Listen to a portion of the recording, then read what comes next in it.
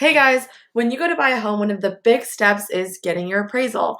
Now, the results of an appraisal can come in three different ways. They can come in above, at, or below the value, the amount that you're paying for the home. So if you're buying a home for $1 million and the appraisal comes in at $1,020,000, it's above value.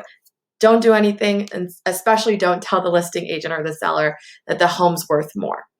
Two, it could come in at value. You're buying it for $1 million, you're paying $1 million. Or the appraisal came in for $1 million. Do nothing, you're good to go. Close escrow and get the keys to your home. Or three, it could come in below value, which is probably why you're watching this video, because that's a scenario that's important to figure out what you can actually do in this situation. First, we're going to talk about if you do have an appraisal contingency in place. So if you do have your appraisal contingency, there's different options, different things that you can do to renegotiate on the sale of your home. If you're buying the home for $1 million and say the appraisal, just to make numbers easy, has come in at $980,000. Now, if you have your appraisal contingency in place, your agent can go back to the listing agent and say, listen, here's the appraisal report with the permission of the buyer. I'm sharing it with you. The home came in $20,000 below the amount that we've offered. Now, the seller and the listing agent and the buyer's agent are now negotiating the price of the home, trying to figure out what are they going to do. Are they going to decrease the price to $980,000? Is the buyer willing to cover the full appraisal gap, the $20,000 in cash? Is the seller willing to maybe meet halfway? What's going to happen? It really depends on the kind of market.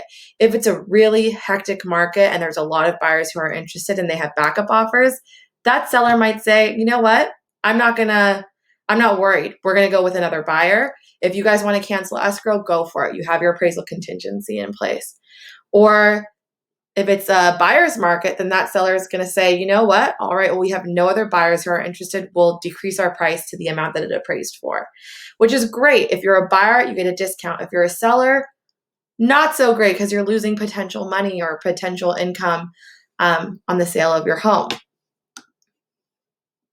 In this situation, when the appraisals come in below, the listing agent's job is to go back to the lender, to the appraiser, and say, here are other comparables that might make up for that gap. Here's another home that closed that could increase the value of the home. Here's why that home is worth more.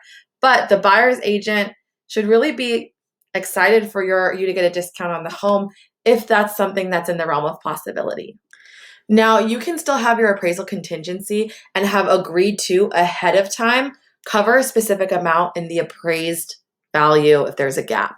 So you're buying the home for $1 million. The home appraises at $980,000, but in your offer to the seller, you said, if the appraisal comes in below the purchase price, the buyer will cover up to, say, $10,000 with a cap at the purchase price. Now, that means that you as the buyer are willing to pay that $10,000 on top of your down payment for the $980,000 loan.